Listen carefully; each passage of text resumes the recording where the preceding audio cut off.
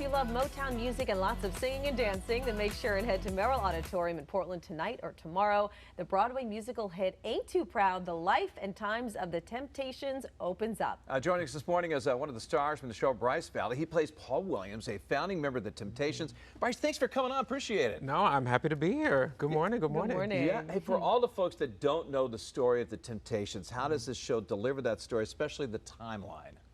Well, one thing about the show that I love is that it incorporates the music, their legendary music, and the arc of their lives perfectly. I mean, from top to bottom, you get every single character's rise and fall, if you will. And it hits the legendary music, it hits their personal moments, it hits societal, historical moments like the Civil Rights Movement and Martin Luther King. So much happens in the show, and you're gonna get every single angle, every single possible nook and cranny in these people's lives. You're going to get it. Wow. And the Hollywood Reporter review of the Tony Award-winning show is a stirring, high-energy tribute that delivers big time. Is that a good description in your opinion? How else would you describe the show? Yes. I mean, so many people ask, like, oh, like, what is the show about? And I'm like, well, it's a family show. It's a concert. It's memorabilia. It's nostalgia. It's all of the positive emotions when you hear a song, like, oh, when you hear My Girl, when you hear Papa Was a Rolling Stone, you know, when you hear iconic music like that, like, it takes you back to where, oh, I remember hearing this song when I was in my grandfather's house doing this, or like, oh, I used to always hear this in the restaurant every Saturday, or doing blah, blah, blah. You know, it takes you back to all of the good memories that you have. And speaking of that, no doubt, the music makes this show. It had 42 top 10 hits, including 14 #1 songs. Talk about getting the chance to sing songs like My Girl, Just My Imagination, and your favorite, Papa Was Rolling Stone. How exciting is that to be able to sing those songs? It is. Just to be a part of this legacy in general has been such a blessing.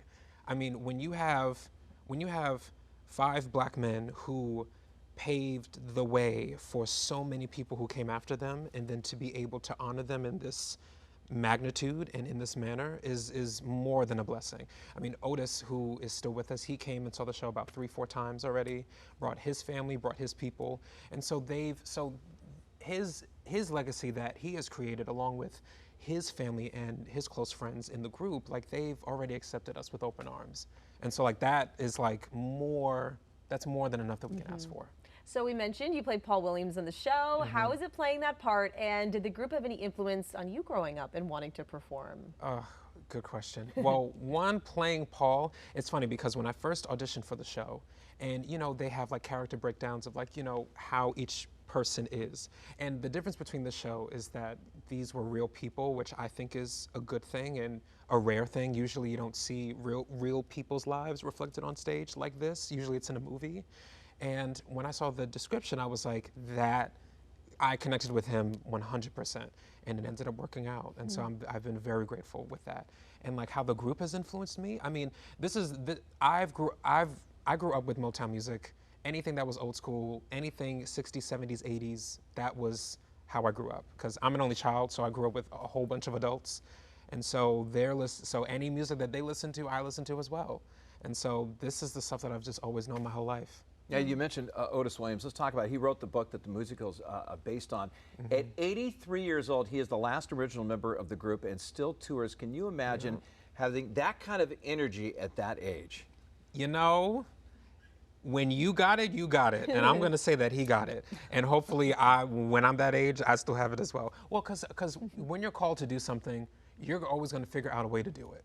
You know, whether it's connecting with people, whether it's performing, whether it's cooking, you know, whatever it is that you have for yourself this what brings me joy, you're always going to do what makes you happy. And so that's exactly what makes him happy. Did you have to pinch yourself when, like, I mean, you met him, right? Yes. I mean, I met him. I met his Shelley Berger, their manager. Are you like going, am I living the dream? What? Are you really? No, it's shocking. It is like when it happens in real time and you see it unfolding, you're like, oh, this is a real thing. Like, oh, like I'm actually here. Right. It's like, okay, lock in, snap out of it.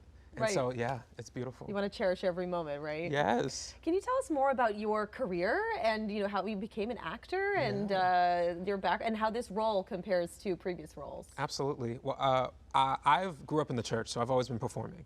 I had my first solo when I was 6, and I was singing "Hero" by Mariah Carey because I love Mariah. And so I've always been performing my whole life, and both of my parents were in the industry, so I've always been around it.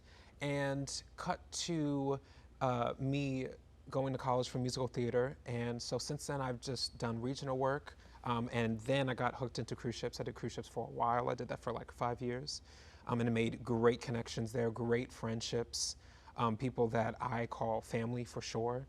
And cut to my last ship, which was like the end of 2023, and then the audition for this show was in 2024, and then now we're here. So it's just been one thing after the other, which I'm very grateful for. Billboard magazine named the greatest R&B group of all time is them. Does that surprise you? Are you like, yeah, of course, right? Yes. I mean, like I said, when you have 5 black men who have paved the way, there are the one thing that I love about artists from that era is that they were innovative and they were the firsts of many things. When you hear the Temptations, when you hear the Supremes, when you hear Prince, Shaka Khan, Aretha Franklin, these are people that have influenced the artists of today. And art influences art. Iron sharpens iron. And so when you have these people who, these influencers, these milestones of people, of artists, they are 100%, they were necessary, and they are necessary, and they've always been necessary, which means that it was always meant to happen, and they were always meant to be exactly who they were meant to be. Wow, I'm sold. All right. This sounds amazing. I know. I can't wait to hear Really singing cool. those two. Especially, I love My Girl. That's my favorite. Yes, that means I did a good job. Yes. I know. Well, congratulations. So exciting. And I think that's going to be a packed house for the show. From the cruise ship to Merrill Auditorium. Yes. By the way, again, it's tonight and tomorrow, 7 o'clock, both shows. All right. Yes. Thank you so much for your time this morning. Thank you. It's been a pleasure. All right. And by the way, you told us some of the costume changes. They do it in 7 seconds. 7 seconds. 7 seconds. 7 seconds. So y'all will see. Yeah.